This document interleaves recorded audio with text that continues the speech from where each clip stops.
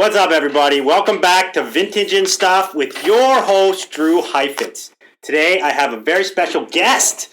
And by special, I mean short bus special. He is the original podcaster who could never figure out how to get on iTunes. He is a self-proclaimed god. I give you the Thrift Lord, a.k.a. Taryn Erlacher. Is that how I say your name? Yeah, that's how you say it. How was that intro? I don't know about self-proclaimed, but well, you're the one who made up your name. You're the bin lord, the thrift lord. God, it's thrift lord. A lord is different than a god. Okay, that's true. But I look at you as a god amongst men, Taryn. So there you go. Yeah, I don't blame you. All right, so today we are going to talk about everything but vintage, man. This is the Vintage Podcast, where we're not even going to talk about vintage. How do you feel about that? That's fine. I'm down to talk about whatever you want. Okay, first off, I want to talk about your homie, your good homie, the Rap Tea King. Who, Chico? Chico. Did you watch his episode? Of what? Of Stash Raiders. Oh, yeah, I did. What'd you think? This shit's crazy. I mean, that's the thing about Chico is, like, that fool is, like, fully into it, and that's, like, his life. I mean, I remember, like, that episode, like, it's a lot of promo stuff, and I was kind of, like, the only one, like, I was around the whole time, like, all the way from, like, before he was really into rap tees, to, like, when he first got his first ever rap tee, which is, like, a Lauryn Hill bootleg he used to wear to school. How long ago do you think that was? It was a few years. We were juniors. Or, no, we were seniors. To be honest, like senior year in like, high school. that episode, to me, like, put a whole new light on Chico. I think he's a super G, and he's, like, way deeper than he comes across to most people, at least to me. Guy's got... Chico's young, so, like, people just think, like, he's in it for the hype, but he's really not. Like, he actually cares about it. And it's, like, Chico kind of doesn't really voice himself too much, like, through Instagram, at least. He kind of just posts, but he doesn't really talk. But, like, yeah, he's into it. Like, he's legit about it. Like... Yeah, he had mad knowledge, man. He's, like, a true hip-hop head. Yeah. He's super humble. His collection is legit, and I like how he's, like, morphed his collection out of like, what's hype. Yeah, I mean, because it used to be all bootlegs. Like, when he lived with me in downtown, that fool had crazy bootlegs. And then now, like, I think he only has a few. And he doesn't really care about them as much. Only the crazy ones. Like, if a bootleg is posted that's, like, super insane, like, they'll buy it just because it's crazy. But, like, normal shit, like, I don't remember the last time he owned, like, a Tupac shirt or, like, something like that, you know? Yeah, no, he had some obscure stuff, man. It was super cool. That was probably my favorite episode of that show for sure. So, do you miss him? Did you even see him when you went to LA? I only saw him for like 2 seconds. It kind of sucked. So, because I went to his booth at Rose Bowl, but he was like talking to other people. Like, we said what's up, and then yeah, like he was talking to other people, and so like me and Lisa, we like kept going, and then I kind of meant to circle back, but then kind of completely forgot, and then we were only there like a couple days after that. So he actually had a booth at Rose Bowl. That's kind of rare, isn't it? Yeah, I think he sold at Rose Bowl like 3 times, like 4 maybe, and it's pretty rare. I feel like he does it like whenever he just has a bunch of random shit that he doesn't really care about, and he's just trying to kind of purge it off. Yeah. And he'll bring out, like, cool stuff, too. But he throws out deals at Rose Bowl for, like, shit that he doesn't care about. So it wasn't a bunch of heaters in the booth? No, it was. I think it was. I didn't really look. But, I mean, it's Chico. Like, he's so curated and, like, so picky that anything that he had, like, even if it was only, like, whatever, like, it was still going to be better than most people's shit. Yeah, true enough. Yo, so what was it like going back to Bowl? You were probably gone for 6 months or what? Yeah, I was gone for 6. Like, I hadn't been in there in like 6 months. It was cool. I mean, I don't know. LA's like pretty fake, so you know how that shit is. But all like the real like friends, like all my real friends, like it was cool seeing everyone. But you know, people switch up and shit, so that's how it goes. So what do you think? Do you fun, think though. being gone has like shed light on some homies that like you thought were friends that just aren't real friends? Oh yeah. Really? Oh yeah. I've lost friends just by like not being in LA anymore. Like people that literally like, yeah, like unfollowed me on Instagram, like didn't talk to me anymore, and we're pretty much just like, oh, like, well, what's the point? Like, I could tell, like, I'll tell you off this. Like, I'm not gonna like put them out there like that, but I'll tell you somebody like once we're Yeah. like when we're not doing this. That's cool. That's whack that happened. LA totally is fake, man. It's like everyone wants to be somebody out in LA. You're gonna throw your homie under the bus to like get 1 foot up, you know? But that is not cool. So did you buy anything at the bowl? How's it now that you're like in a stable buying scenario, coming to the bowl and seeing all that shit? Did you even care, or did you buy anything? No, I didn't care. I mean, I've never gone to a bowl and like really cared though. Like, I don't know. I feel like my outlook on the bowl like is different than everyone else's. I more like always enjoyed it for the people. Like, I never cared about seeing stuff. Like when I would sell there, obviously I was selling there to make money, but like I never cared about going and seeing crazy stuff because I mean the prices are insane most of the time, anyways. And like when I was going there just to buy, like I would buy, but like I never got anything for like a super crazy like steal. Like I got good prices because people like knew me and people would hook me up. But I mean, like when I went this last time, I didn't buy anything. I think Lisa bought like a couple things, but I personally didn't get anything. And like there wasn't even anything there that I really like wanted. I just shop vicariously through the homies. Like when the homies come by with their bags, I just get to see what they bought and get stoked for everybody else. But I'm rarely shopping either unless somebody brings me something, which happens a lot now, actually. Yeah, like I feel like it's different for people like, I don't know, especially for you, because I mean you get way more shit than I do. But like even now for me, like I get so much stuff that it's like I don't even care about buying anything because I feel like I'm just gonna find it, or like I'll find other crazy stuff. Plus, it's way funner to find it because then the hype is like you're so much more stoked. It's like that the adrenaline rush and the endorphins kick in. You're like, yes. Yeah, like I don't know. Like I was never into buying stuff really as it was like in the first place though. Like because even like my YouTube, like my last YouTube video, like the little Q&A thing, like I talked about, like I never have like looked at myself as a collector. I've always looked at myself as a seller. Yeah, it's funny that you put that video out, and I'm like, you probably showed in that first video all the shirts you have, except for like your rotating stock, right? Yeah, like I showed everything except for like a few like cool pieces but like they aren't like crazy, like Jackass tees and like kind of just random shit. I showed all the really dope stuff, and yeah, it was literally like 20 pieces. Like I've never had like a lot of t-shirts, like because I've always been like kind of weird. Like I'll hoard stuff for like a year, and then one day I'll just be complete. Like I'll look in my closet and be like, I don't care about any of this anymore, or like I don't have anything to wear. Like I don't feel like I have anything crazy, and I'll sell everything, and then I'll just slowly accumulate again. And I don't know. Like I've never looked at. I'm not really a collector. Like I don't collect anything. I have like 20 shirts. I don't hoard stuff. Like just money. Like the stuff I do actually keep, I keep it either because I personally like it, or because it's some shit that I've never like seen before. And I feel like since I've been doing this for so long, and like I was doing, I mean, so long in comparison. Like I know you've been doing it for like 15 years, but like I've been digging for like long enough to where I feel like I could have really seen t-shirts, like just about everything that's gonna pop up. Like, yeah, and plus as you go, as you see more, it's like something a couple years ago that you thought was so sick. You're like, now I've seen it 10 times already. I'm done with this. I'm moving on to like something extra like, super rare. That's how I feel about a lot of like Nirvana t-shirts. Like specifically, it's like I feel like after I've had like 5 or 10 of them, I'm just like. And you've touched a lot of Nirvana tees. I feel like you always come up on Nirvana tees for some reason. I guess it's just like the geography of where you're picking and where the stuff's coming from, but Man, you always get Nirvana tees. I probably had the same thing with mosquito heads. I feel like I've found more mosquito heads than anyone personally.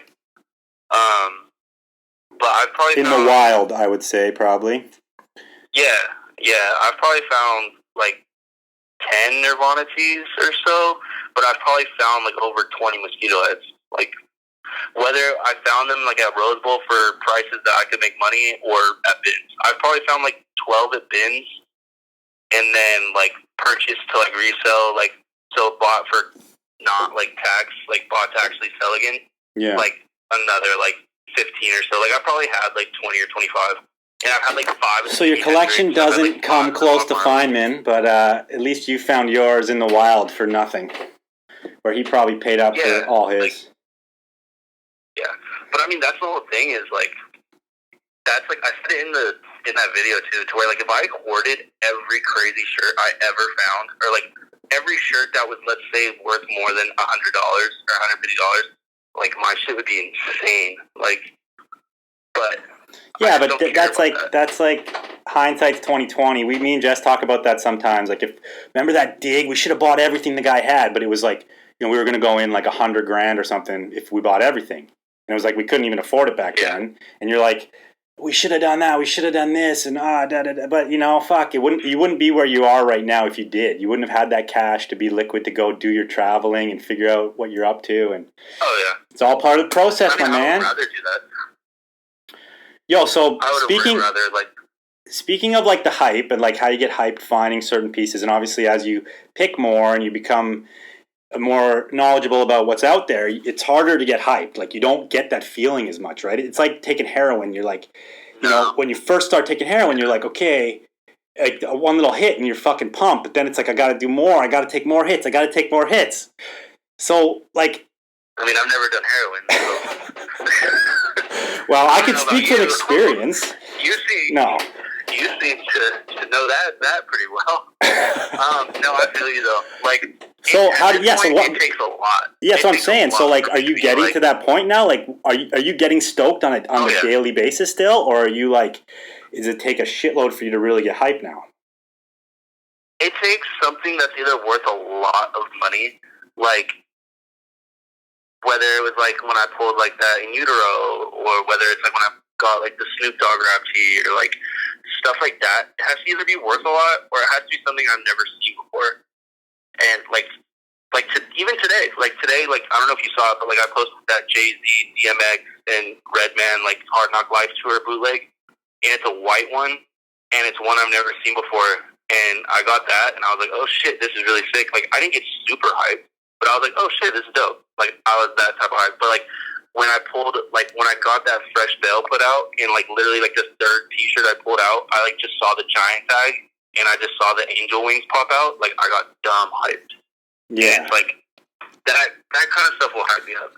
But, I mean, it takes a lot. Yeah, so that brings me to the next thing. So, obviously, everyone's heard the story 100 times about your rap tee dig out in, where was it again? I knew you were going to bring that up. No, but I don't want to talk about that. But I'm just going to talk about something else. But where was that again? North Carolina. Yeah, North Carolina.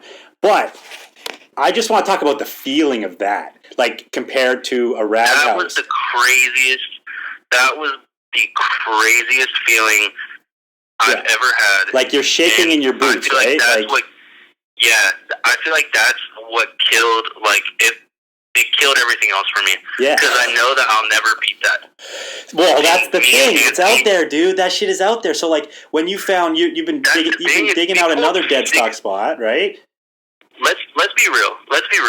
Who have you seen that has pulled more for what it is, crazier shit than that out of one dead stock hit? No, that was epic all time dig, and that was like especially because it was of the time. It was like probably close to the height of the rap tee boom. Situation. Yeah, and you're getting top dollar for like those tees. Like 60 of them. Yeah. Dude, that's fucking it's just like epic all time. It was a $20,000 gig off of 60 T-shirts. Yeah. Like that's crazy really what it was. And but me and Anthony, we were literally shaking, like, and we were screaming. We ran out of that store and we were just like screaming. We drove down to like this big ass parking lot like a block away, and we were like just we were going crazy. Like, I have the video still. Like, I was posting videos, like, on my story, and, like, I posted an actual video, and you could just tell that me and Anthony were freaking out. Like, See, it was sick. It was one of the coolest. You've tasted the blue meth now, dude, so it's, like, hard to go back to normal meth. So you're gonna have to go find some better meth out there. You're gonna have to go dead stock digging, dude, because you're only gonna get that high again if you find another score. You got to hit the road. I mean, I've tried. Like, I've found like that other store that I've been getting all that stuff from, but like he doesn't have anything crazy. Yeah. He used to. He said that somebody came to his store like 2 years ago, and he had some shit. He told me specific things, and he had insane quantities of it.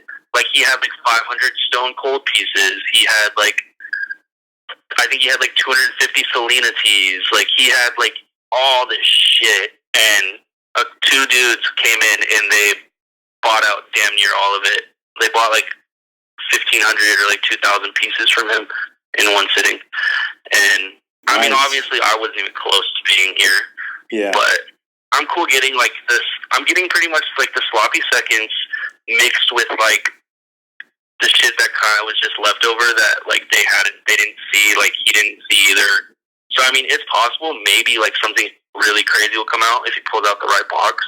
But, I mean, he's saying that he thinks that they got pretty much everything that's crazy. But, I mean, like, the Princess Diana it's every day. It's cool. Sellable, right? So, I mean, it's still good. It's still worthwhile. You know that place that I did a little video of?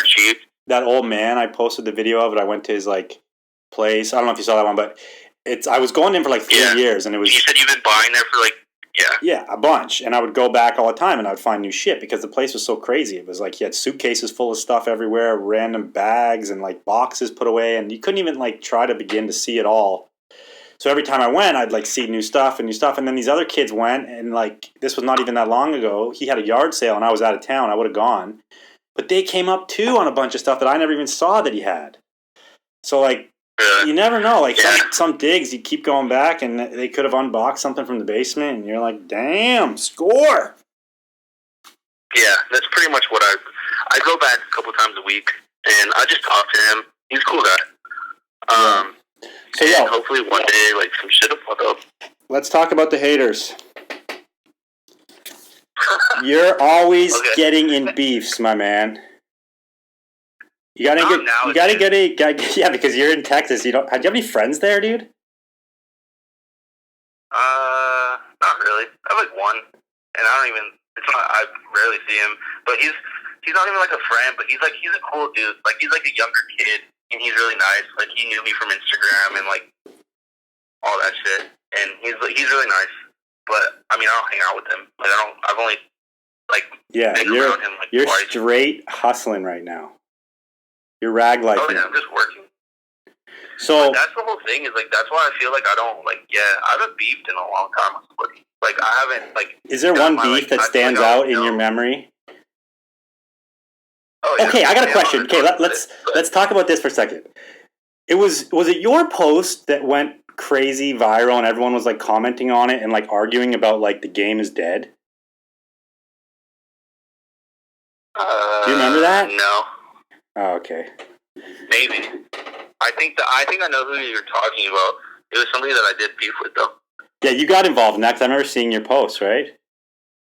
Yeah, I got involved in it because it was stupid. I mean, that's the whole thing. Is like, I can sit here and rant about old heads and shit. But, like, that's what I want, dude. I want to get grimy here, bro.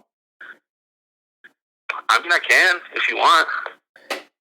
Because you had some haters when I said who wants me to do a podcast with the Thrift Lord. There was people that said no. Oh yeah, I mean, that's the thing. Like, I feel like people.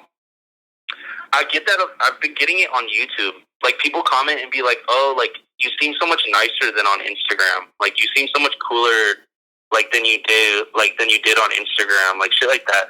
And I was like, I feel like it's because I used to, like, post so many, like, beefs and, like, Instagram DM conversations of me with people that were, like, just hating on me. But it was like, I was never doing anything. Like, in all of those beefs, I would argue with them, kind of. But it would always be them being crazy. Or, like, them being out of pocket. Or, like, them starting it. Or them coming at me. And it was just so, like, I don't know why. I just feel like it's because I was a loudmouth. Like, I was down to, like, retaliate because I didn't really give a fuck, and I thought it was funny at the time. And so people would come after me pretty much. I feel like out of anybody I know, though, I will say this. Like, I feel like I get the most. Well, yeah, I get the most. You do, but you're also a hot-headed guy that goes in on it, and a lot of people don't. It depends. Like, I'll go in on somebody if it's like they're coming at me personal. I won't do it on like my business page because we're like, you know, I have a brand to uphold. But like, I'll do it personally. But I mean, one thing I'll say about you is that I think you're one of the people that will also go to bat in person. Like, if someone's gonna beef you on Instagram, you're gonna go at them. But if they're gonna beef you in person, you're also gonna go at them. But I feel like there's a lot of people out there, right, in this day and age, with social media the way it is, that they'll beef on Instagram and then they'll fucking pussy down, or they won't even show their face in person. Dude, one of the biggest, any like OG like person that's been following me for a long time, you'll know, but like they'll remember like probably the craziest beef I was ever in, like through Instagram, and it went on for like pretty much months in like a couple different like spurts. And, like, that dude was in LA, and he saw me all the time. He never said shit to my face. And, like, I said some foul shit. And other people said some way more foul shit. And, like, they would, like, post me, and I would repost them saying that foul shit. So it's pretty much me saying it, too, like, if we really want to be technical. And it's, like, people aren't about it like that. Like, people aren't, like, I'm not even really about it like that. Like, I'm not going to go out of my way to fight somebody. But if you're going to talk reckless like that, like, you should have the balls to do it in person, in my opinion. Because it's like, I'm not a fighter, like, at all. Like, fighting is scary to me. Like, I'm not down for it. But it's like, if you're going to act reckless, like, Have you ever been in a physical fight? Have you ever punched a guy in the face? I don't need to talk about that. I mean... a simple yes or no would work. Yeah. Okay, cool. Just checking. It's never because of me, though. Like, I've never gone out of my way to, like, do some bad shit like that. Like, it's only been, like, retaliation type. Like, I've never gone out of my way. Even at bins before, like, me and one of my homies in LA bins, like, we almost got into a fight with a couple dudes. And, it was pretty close. Like, I haven't been in a fight in a long time. Good, man. But we don't need to fight. Come on. Make love, not war, man. That's the thing, is it's dumb. Like, it's pointless. It is pointless. But it's also, like, I think it's even worse when you talk shit and you can't talk shit in person. Because, like, you can talk shit in person and not fight. Like, you don't need to fight. Like, you don't need to punch somebody. Like, you don't need to get punched. Like, you can say your piece and talk your shit and not fight somebody. Yeah, totally. And I feel like that's the difference that, like, a lot of people, like, a lot of the haters, they're, like, Instagram, like, it's even worse when they, like, hide through a fake account, though. Like, at least that person, they did it through their account. Like, they allowed it to be known that it was them. But I've had so many, like, fake accounts, like, say some pretty foul shit. Like, even when I remember first, like, you sent me a thread like, one time, dude, that was so fucked up. It was so disgusting and, like... The one that was, like, when I first got to Texas and, like, I was with Lisa. Like, it was, like, right when I started dating Lisa. Yeah, I remember you sent me that. I was like, damn. That dude was really... Yeah. Okay, so was really fucked up. I'm changing the subject on you now. Okay, so you recently, when you left LA, you went on what we call a walkabout. Sort of a trip to find yourself, Taryn. A trip of discovery, we will say. Kind of. So, did you look at it like that, or were you just like, I'm fucking out, I'm exploring? It kind of just happened. Like, it was initially my dad's idea. Because, I mean, my lease was ending in LA. I was spending all this money on an apartment. And, like, I was making okay money, but I could have been making way more. And I had a good Instagram following. I could do all my business through Instagram. So I wasn't really tied to LA. I wasn't selling in markets. And if you're going to do it at any time in your life, it's like, do it while you're young. And also, like, was the bins getting blown out part of the catalyst to, like, get the fuck out? Or did that not even come into it? It was. Yeah. The bins in LA were ruined. I was going to Arizona so much anyways that, like, it was just it was kind of pointless. I love LA personally. Like, I love it, but like digging wise, it's not the place to be. It's selling wise, it's definitely the place to be.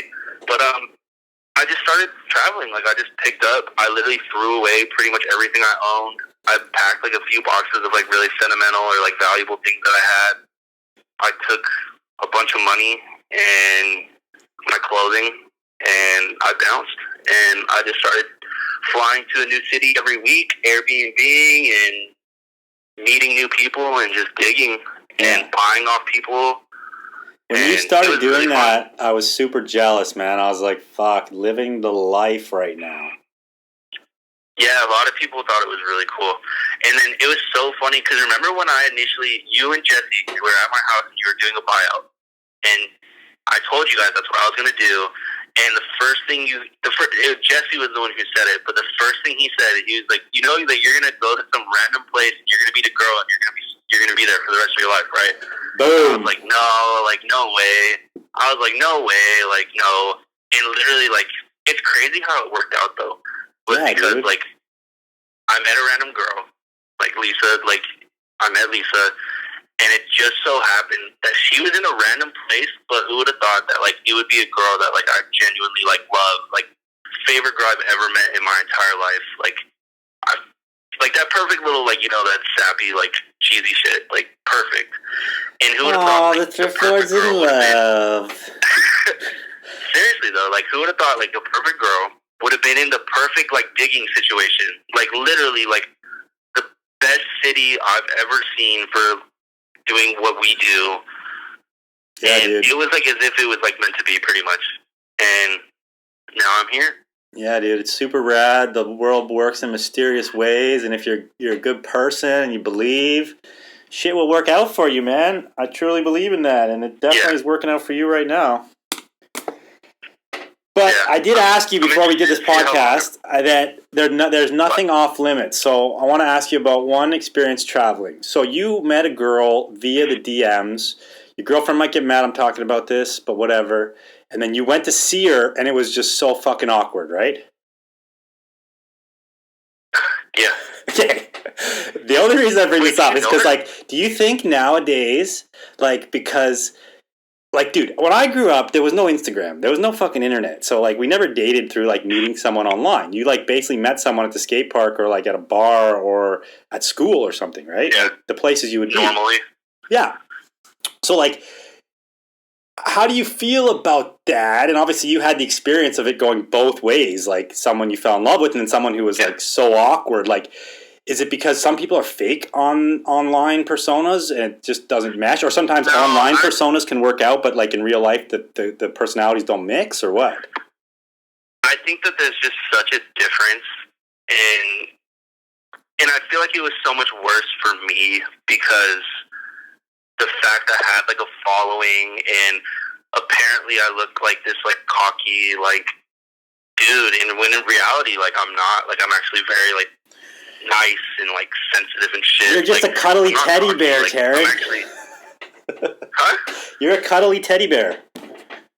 Yeah, like I'm nice, and so like I feel like when you are talking to somebody like over the internet, like it's not the same. Like you're not gonna be. It's just completely different. Like knowing somebody in real life and knowing somebody through the internet. Through the internet, you're pretty much Instagram is just like an idealized version of every person. Like you're only gonna put your good shit on Instagram. You're not going to put anything that's wrong with you. You're not going to put any bad things that are happening to you, like, most of the time. Like, it's going to look like a different version of you than you truly are.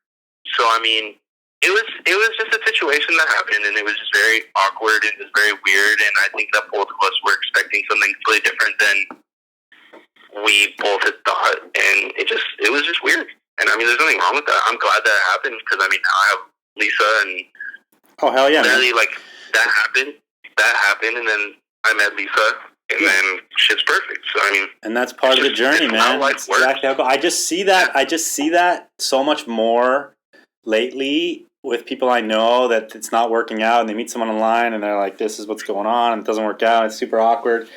Anyway, just thought I'd throw that in there. Yeah. Well, I could imagine that, like, there's a lot of situations that, like, somebody, I would imagine it happens more that guys are fake. Like, they try to play, like, this completely different type of dude online, like, over Instagram. Like, they try to act, like, all tough, or, like, whether they have money or, like, whether they're just cooler than what they really are. And it's like, when you're in person, you can't fake being cool. Like, you're either cool or you're not. Like, you either have money or you don't. Like, you're either funny or you're not. You're either humble or you're not. Like, you can't fake anything. Like, you're there. Like, everything's out there. Like, you have to be a pretty damn good liar in order to 100%. really fake somebody out, you know? So the moral of the story is quit fucking faker breaking it online and be real. Put your real self, your true self.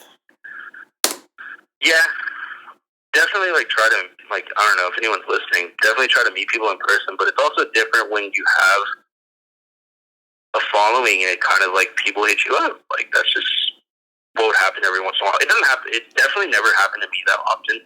It literally happened to me, like, twice, and one with Lisa. So, I mean, maybe it does work out most of the time. I don't know.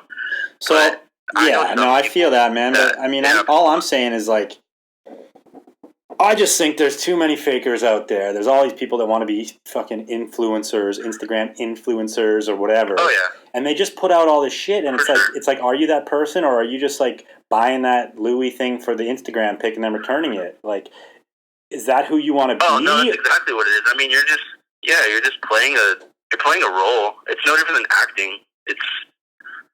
You're just playing a role because, I mean, that's the thing is, like, you can make money off of Instagram doing shit like that. But at the same time, I feel like you're just living such a shallow life that it's like, you can't be happy. And the funny thing that people don't get is that if they were just themselves and they actually put out content based around who they really are, they would probably do just as well. As popular. Yeah. Yeah. So, like, I try to be authentic, and I know, like, you're authentic because you're, you know, when you get pissed off, you post it. But yeah, like, I think authenticity is hella important, and it shows. Oh, yeah. So people like realness. Like, people want, like, they want you to be real. You're fucking right. Especially in a fake world. Okay, so tell us your thought process, my man. When you came up with the Thrift Lord, what was your thought process? Were you by yourself in a room, or were you sitting around with Chico? Like, what should I call my Instagram, Chico? I think me and Chico were talking about it, but no, I came up with it on my own. Pretty much is like, it was a joke. Like, I would say that, like, that line, like, oh, Thrift Lord, like, I would say it as a joke, and it would just be kind of like a funny thing. And pretty much I had made my Instagram, and I didn't know, like, what to name it, and I was just putting in a bunch of, like, random names. And I mean, I grew up, like, playing video games and shit, and so, like, if it might be a little too old for you, but, like, when you play Xbox, like, maybe PlayStation is the same thing. Like, you want to get, like, an OG name, which means that it's, like, you don't have to put numbers, you don't have to put letters, like, you don't have to put, like, letters. You don't have to put, like, numbers or, like, underscores or, like, periods. Yeah. Like, so you're like, to be just, like, a word. Fire thrower, like, 55, 65. Exactly. And it's, like, people that, like, are on Instagram that have the word bank or, like, Apple, like, shit like that. Like, you have an OG name. And, like, they're running out. The OG names are running out fast by the second. Well, yeah. We're losing names as we speak. Like, that's why you see people. Yeah. And so I pretty much put, like, the Thrift Lord in, and it was there. And I was like, shit, like, fuck it. And I kept it, and thank goodness, like, I did, like, because it turned into, like, a brand type thing. Like, I became known, like, for that name, and it's so recognizable, and it's so, like, funny that it's like, people are gonna remember it. It's like, oh, that's the Thrift Lord. Like, I can't even tell you how many people, like, it's not the same now because I've heard it so many times, but, like, when people first started coming to me, like, oh, Thrift Lord, what's up? Like, it was so funny to me. And it wasn't funny, like, in the fact that, like, they knew who I was. It was funny in the fact that, like, they were calling me a Thrift Lord. Like, it's just so, like, dumb. But so do you think that you started that trend of, like, thrift and bin names, or was there already a lot of those names out when you did it? I couldn't tell you. Maybe. There are a lot of things that I think I started, but I've never thought that was one of them. But it could be. I don't know. I never really saw those types of names before me, but I also had no followers. I wasn't really in a game like that. Like, I think I was like one of the first people like in the whole Instagram side of like vintage businesses. So maybe, but I mean, there were so many people before me that it's like I couldn't tell you. Yeah. So when I posted my rant video, pics and shit, though. You heard me ranting about the names, right? And I called you out on that one. Yeah. And then someone sent me, I'm just trying to find it right now, what happened to the list of names? Oh, someone sent me this sick list of names, like Retro Tull for Jethro Tull, which is still available. And he sent me like all these sick names, like OG names. I can't, here we go. I don't think those are he sent me Thrift Richard, Taylor Thrift. Taylor Thrift's a good one. I already know somebody with the name Taylor Thrift. Oh, really? He said they were available, but anyway. They didn't spell it like the OG though. Like they didn't spell it like that. They just spelled it differently. And then Retro Tull. This guy was like looking up all the names. Oh man. See, I feel like that dude's old. Because only old people think that shit's funny. No offense. Like, it's not funny at all. It's funny because somebody actually hit me up. They're like, what did you say it was? Retro Tull? Retro Tull for Jethro Tull. Come on, you must have found Jethro Tull shirts before. Yeah, like, I know what he's talking about, but it's not cool. So what is the cool names then? What's the cool name? What about this kid? Daniel Radthrift. For Daniel Radcliffe. See, I just don't think punny names are funny. Like, it might just be me personally. All right, I love a good pun, man. I'm down with a good pun. So, what names are cool then? What's the new names that are popping right now? Man, I don't know. I think Thrift Lord's fucking sick. All right. We're sticking with the Thrift Lord. I don't know. Okay. So now you're in Texas or you're somewhere. I might have to erase that. Actually, it's my podcast. So now you're somewhere and you're happy and you got a good scenario going on and you're wifed up. Tell us what it's like, man. Is this like have you had solid girlfriends in your life, or is this like a first for you to be like kind of settled? This is the first one by far. And you've already said you're in love, and this is awesome. So I'm super happy. By the way, I miss you, dude. I miss seeing you around. I'm glad we get to talk now and again. I know, but I do miss you. We want to come to Canada. Dude, definitely, man. Yeah, we want to. Maybe in the wintertime, because Lisa wants to go somewhere with snow. Hell yeah. So we can all go snowboarding or something. That'd be sick. I got a room for you, man. I love it. We're getting rid of our tenants, so like I have the whole basement suite available if you want to really come up and stay for like a week, no problem. Yeah, I'll definitely talk to her about it. We might be down. We need to get our passports. No, I love it though.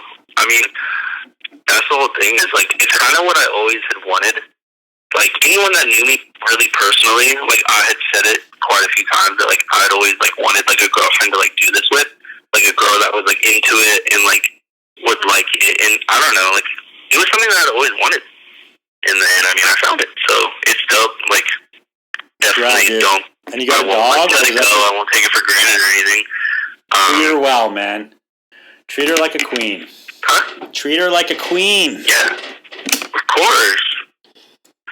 She has a Fendi shirt coming in right now. Gets here tomorrow. She gets all types of gifts. Ooh, nice. Taking care of her. I like it. I know. That's why you don't get designer stuff anymore, because it all goes to her. Fair enough. That's more important. I feel that. Happy wife, happy life.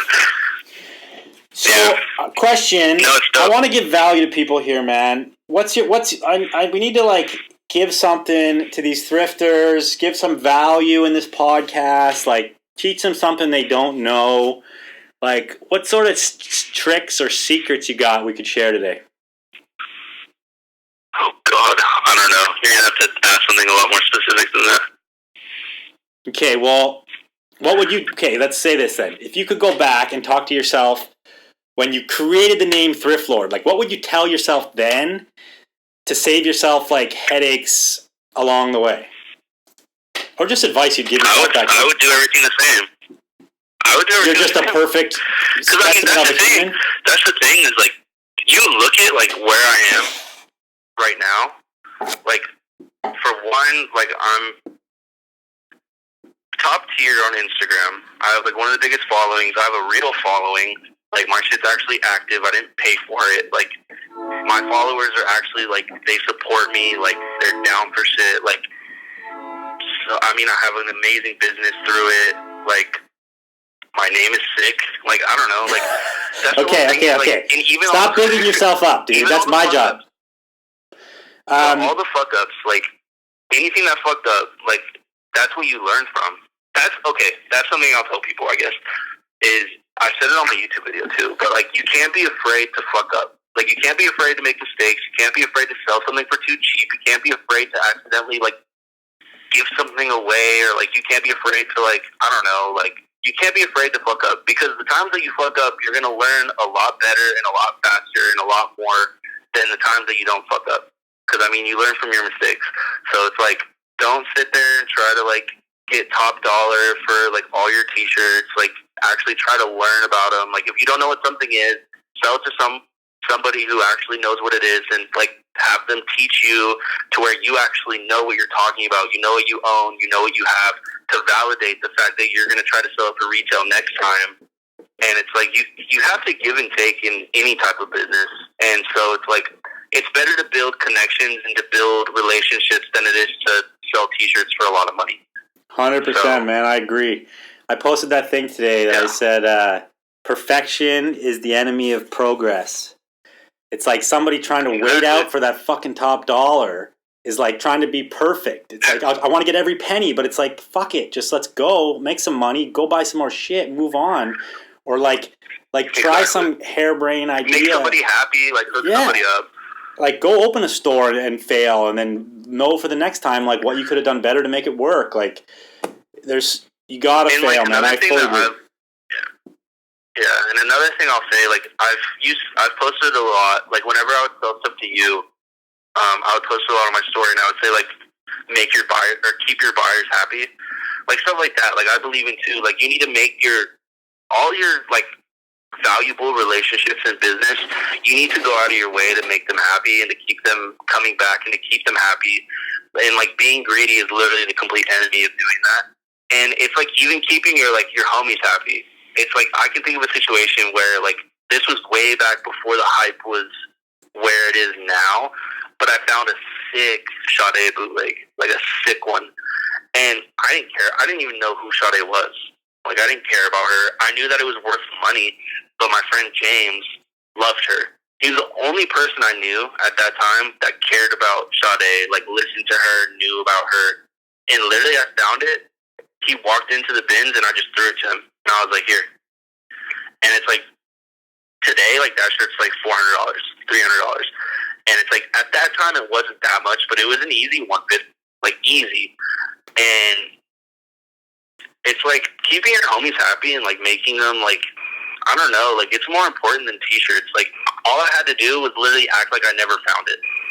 It's not that hard. And it's like, you're giving it to somebody that truly cares about it. And that's good karma, man. It doesn't even fit him. Karma comes back around, man. You never know.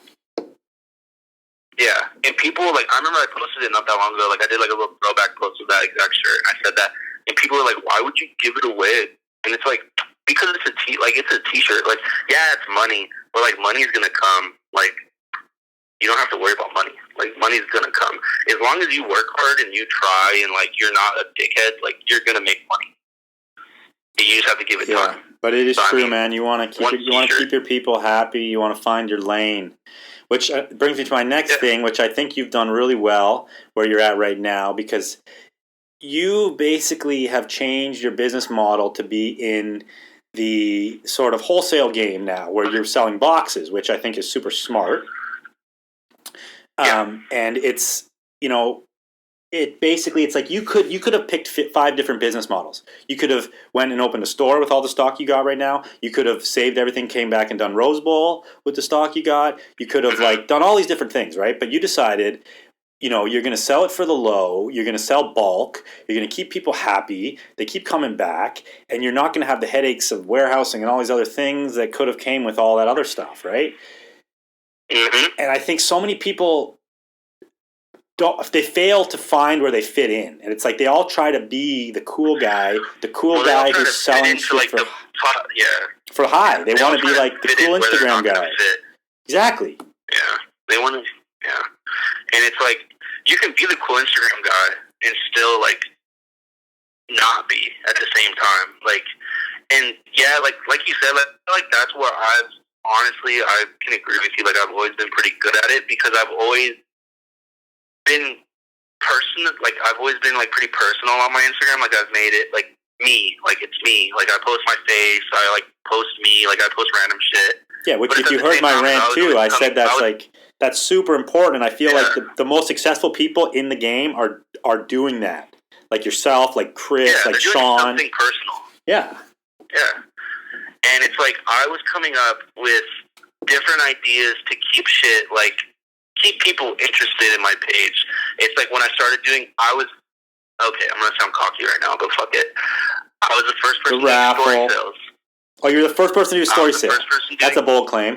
I was the first person to do story sales, and that everyone does it now. Literally everyone who sells on Instagram does that. I was the first one to do it.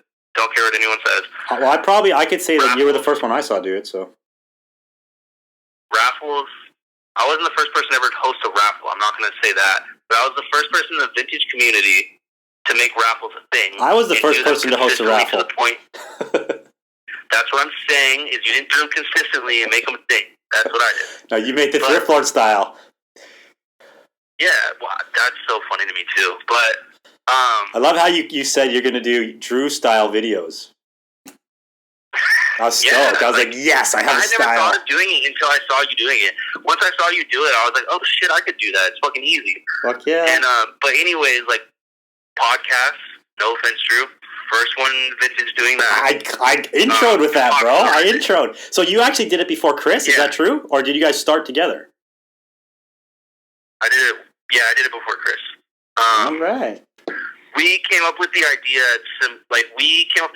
Together pretty much. But I was the first. I think I did a few episodes before Chris finally got into it. But that, the podcast, and then the wholesale boxes. Like, I wasn't the first person to wholesale. I would never say that. I wasn't the first person to do wholesale boxes. I wasn't the first person to do mystery boxes.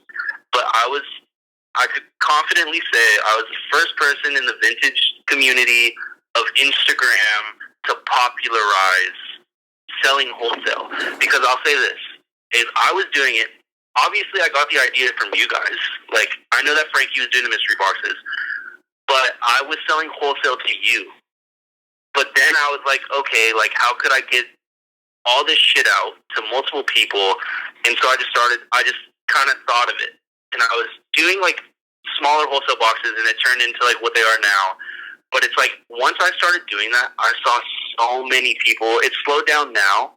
But, like, initially, like, when I first started doing it and I was showing that a lot of them were selling, I would see so many people like, oh, whoever wants to buy wholesale, DM me. Oh, doing a wholesale box, DM me. Like, oh, mystery box, DM me. Oh, this, oh, that. Yeah. And Vintage Orlando was doing them before me, too. And he did kind of what I do. Like, he did a more my style. Like, well, I mean, technically, I guess it would be his style. He's doing it first. But he didn't do them consistently, and he didn't post about them all the time. And I feel like my following also, of course, is going to catapult me to the top because I have the following. So it's like more people are going to see me doing it first than somebody with only 5,000 followers.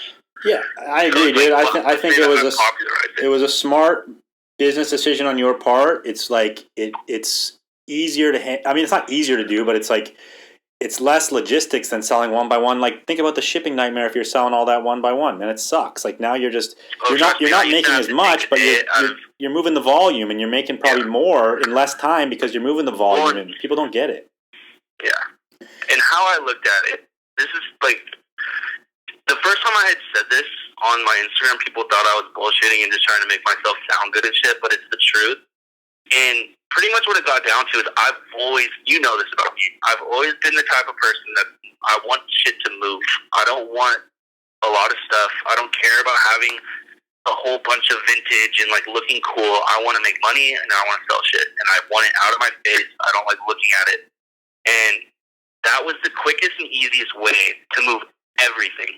Because, yes, I'm giving people cool shit for cheaper prices, but I'm also giving them shit that, like, I don't give a fuck about, and that might sit even at $25 on my story sales, and they're taking that along with the dope chip for cheaper. So it kind of balances itself out.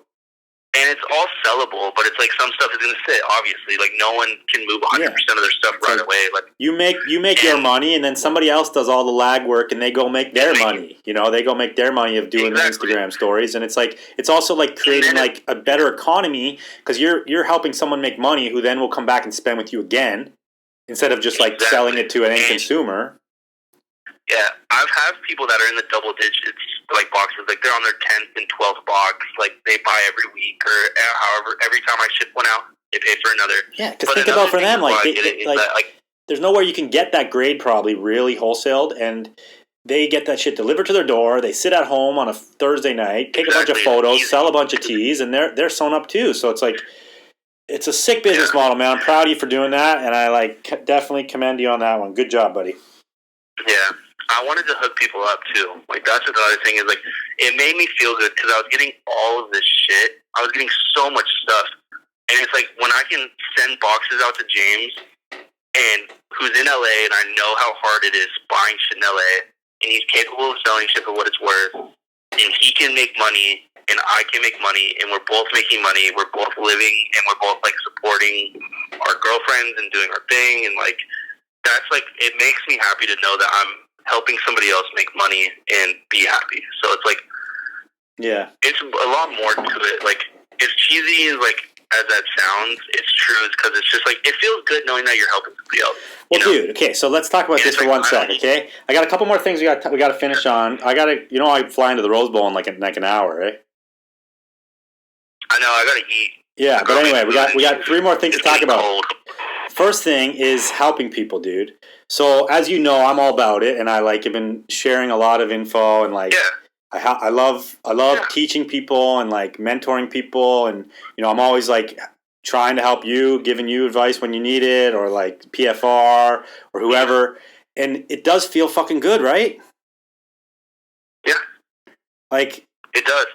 I mean, like that's a whole other thing. Is like I mean, that's why we both say that you're like my financial advisor and shit. Like, you helped me a lot. Like, and there's been a lot of situations that I enjoy it, man. That you said to me, like, yeah. Like, remember that one time when you told me to like donate money because it's good karma, and I was like, no.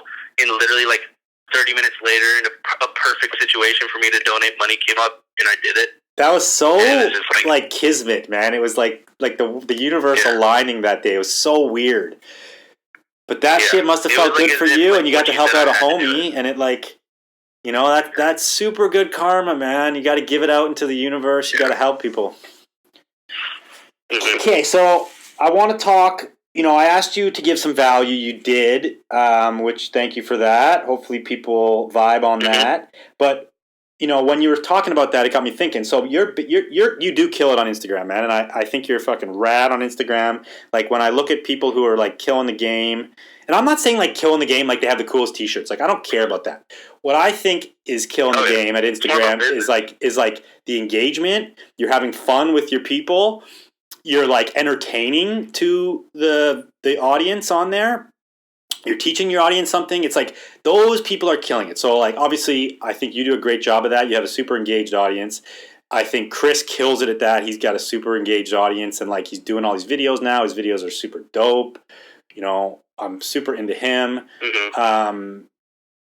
Who else is killing? Do you know anyone who you think is like on a level where you're like they're killing it right now? That's the thing is like since I've been out here, I haven't like been as engaged in like the community as like I used to. Yeah. So I mean, it's honestly smart. I started to not. I think Chico. I honestly think Chico. Like, did you see Chico's last event that he just did? Yeah, that was rad.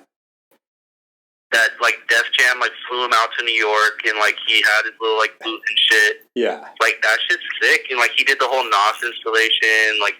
That was super dope. That's getting covered by Def Jam and having Def Jam fly him out to New York to like set up a booth. Like, no one's doing that shit. And people don't realize too, when you do something like that, when you get off of Instagram and you get into real life, it bigs up your online so hard. So much more.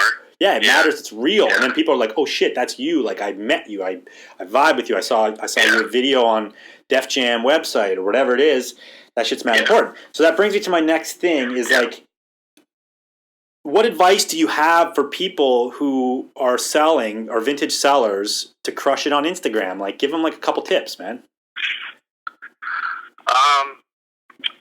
Pretty much, okay. You can watch my YouTube video. I said this. I did this.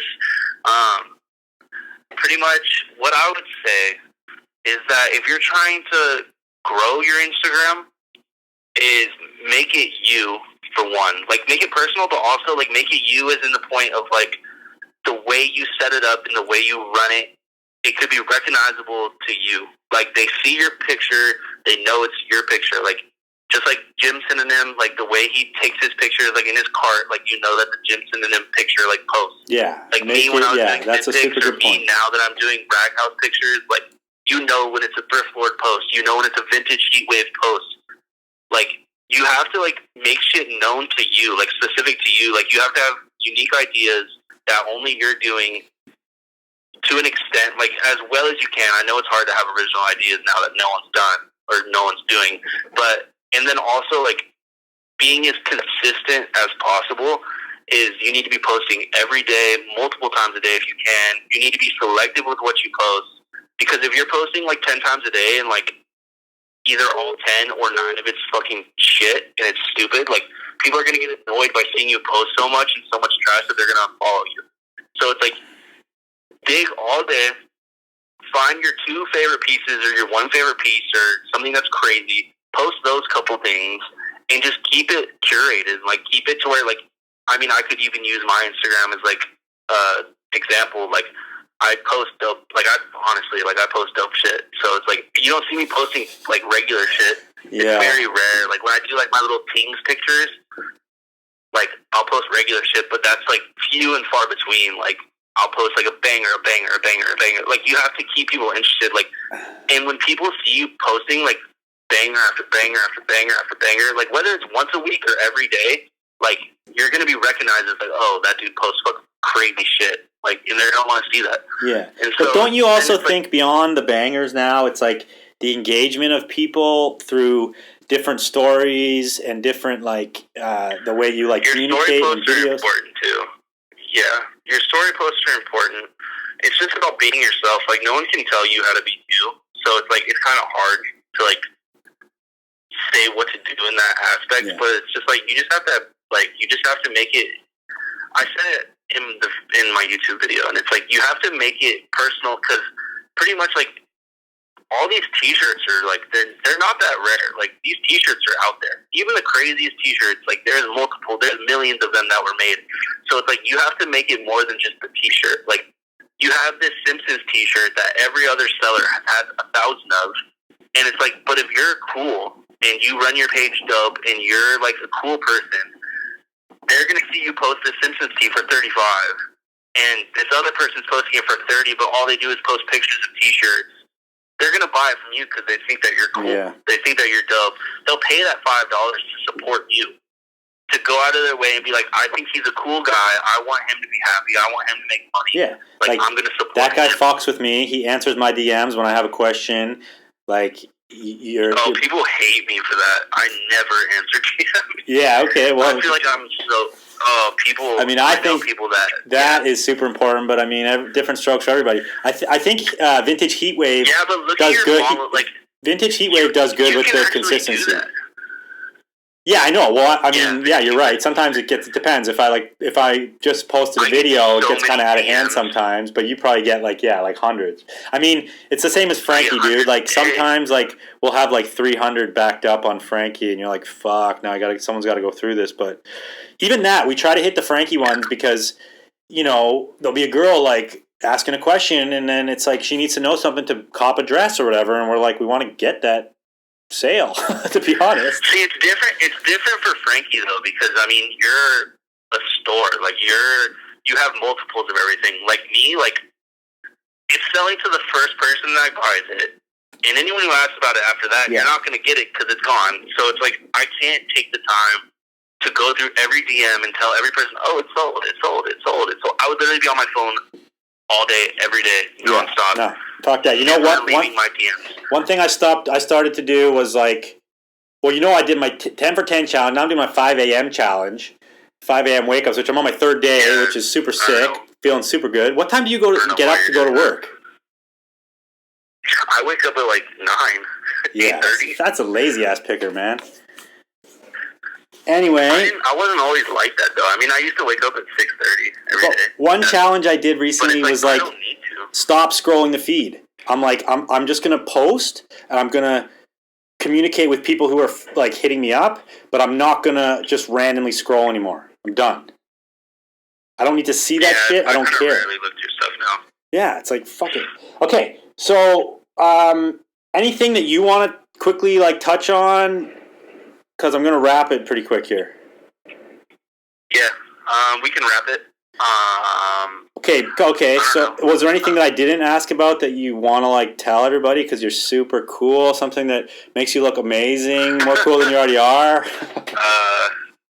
No, I feel like we touched on enough. If anyone wants to know, they can just follow me on Instagram. They can subscribe to my YouTube that is freshly running. Posted a video today of the mix box. But check that out. Yeah, I mean, no, I don't really have nothing to say. I mean, you asked a lot. So what I want to do is I'm throwing out a challenge to everybody listening to this podcast today. I want to throw out the challenge to everybody to go acknowledge the person that got them into the business. So go post about it, go talk about it, or just fucking hit them up. But like make a post and, you know, be stoked and show some love for the person that got you in this business. And for you, Taryn, from what I understand, it's your pops, right? Yeah. You want to like give a quick background of like how that all went down? Now that we're talking about giving shout outs to people who got you in the biz. Yeah. I mean, again, it's on my YouTube if you want to go watch that on the Q&A thing. You talked about everything. So you gave your whole life story away in your first 3 videos, dude. Anyway, touch on it. But pretty much like I grew up doing yard sales and like antiquing and thrift stores and all that, and was doing it at a young age. My dad sold on eBay and like did all that. And then once I got into high school, he pretty much hit like an early 70s band he hit and pretty much got finessed out of it all. But that's what taught us that t-shirts could be worth money, like old t-shirts. And then he found bins and then told me about it. I slowly started going to bins. I was still in high school. And then I was selling on eBay, and then I had my Instagram. I had my Depop, and then I was like got pretty popular on Depop. Slowly grew my Instagram, got popping on Instagram somewhat. And then, yeah, I've just been selling on there, and it's taken me to some great places. I've met some great people, and it's sick. You met us, man. That's what's important. Okay. Thank you, Taryn, for shedding some light into your life. Call your dad. Tell him you love him. Tell him you're stoked for him getting you in the business. And everybody else, do the same. Subscribe to this channel on iTunes or wherever else you get podcasts. And see you on the next one.